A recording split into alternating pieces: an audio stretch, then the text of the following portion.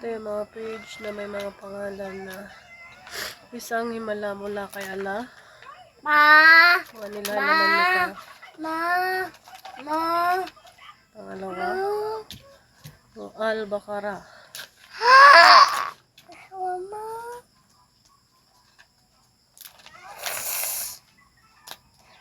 Pangatlo,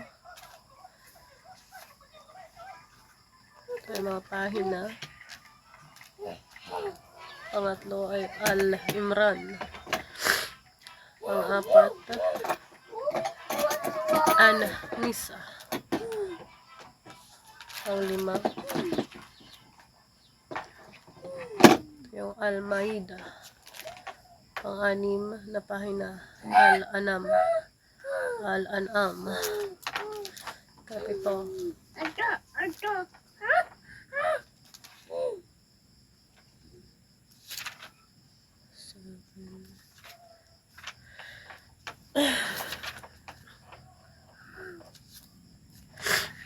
Al-Araf. Kapitong pahina.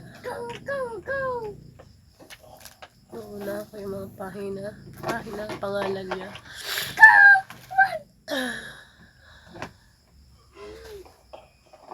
Pangwalo, Al-Anfal.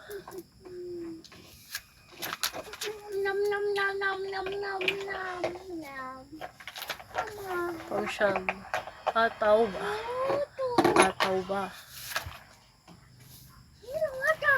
Pang-sampu,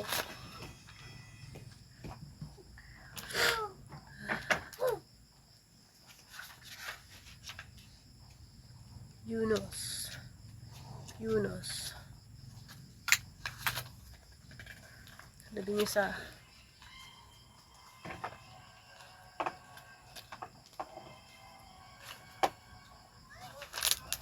number 11, Hud. Pangalan.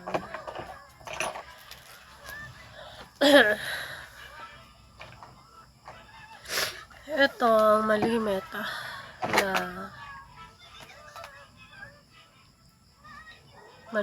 or minsan ka lang makilala ng taong magsasabi na ipinapaubaya ko ang aking pagtitiwala kay Allah, ang aking Panginoon at inyong Panginoon. Wala ni isa mang gumagalaw, may buhay, na nilikha ang hindi niya hawak ang kanyang palawit na buhok. Alalaong baga, nasa kanyang kapangyarihan. Katotohanan, ang aking Panginoon ay nasa matuwid na landas. Ang katotohanan.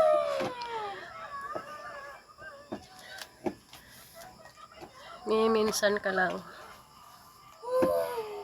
makakarinig ng ganitong klaseng pagpapaubaya ng sarili sa Diyos na alam niya, kilala niya.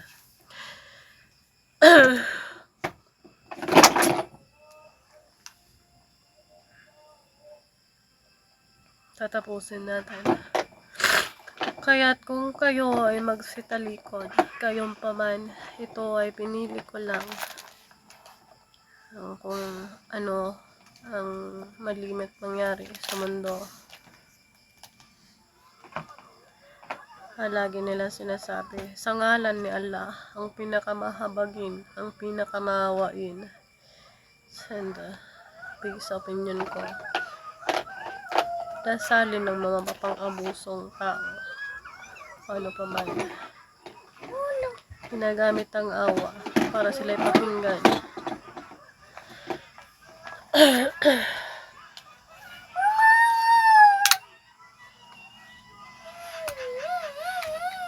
Iba ang pagkakaunawa ko sa totoong Muslim, Panginoon ng Muslim, dahil hindi ka talaga papakinggan.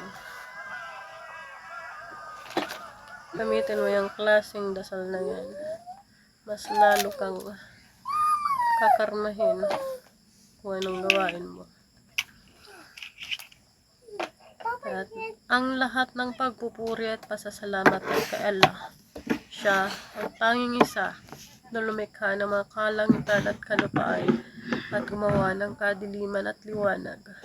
Datapwat, ang mga hindi sumasampalataya ay nagturing sa iba pa bilang kapantay ng kanilang Panginoon. Bilang unti-unting naniniwala sa pagbabalik Islam. Ang mga opinyon ko at pananaw, paniniwala ay nag-iiba na rin na dahil nakabase sa karanasan ko. Pumipili ako ng kung anong babasahin ko nang base din sa nangyayari sa mundo. Sa bansang ito, huwag natin abusuhin ang mga dasal, mga sagradong dasal. Dahilan para tayo ay mag-iba. Tayo ay gibain ng mga sarili nating gawain.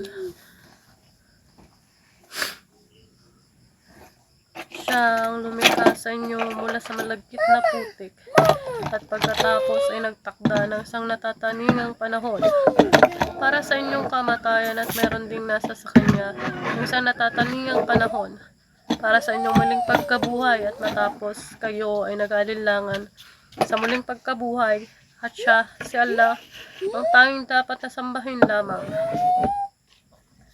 bilang Roman Katoliko.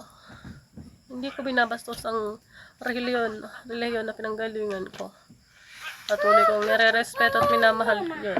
Ito ay nababase sa kung anong paniniwala at pananaw ko sa edad na to. Siya, si Allah, ang tanging dapat na sambahin lamang sa mga kalangitan at kalupaan. Talastas niya kung ano ang inyong nililingid at inyong nilalantad. At batid niya kung ano ang inyong ginagawa, mabuti man o masama. Pakinggan nyo maigi ang kung anong linya ng paragrapiko binabasa ko para sa inyo. Alam kong madali nyo maunawaan ang kung anong binabasa ko. At hindi kailanman ang isang tanda ay dumatal sa kanila mula sa ayat. Mga katibayan, talata, tanda, kapahayagan at iba pa ng kanilang Panginoon na hindi nila ito tinalikuran. Katotohanan na kanilang itinakwilang katotohanan. Ang Quran at si Propeta Muhammad nang ito ay dumatal sa kanila, datapwat tiyak na mapag-aalaman nila ang katotohanan ng kanilang mga tinutuya at pinagtatawanan.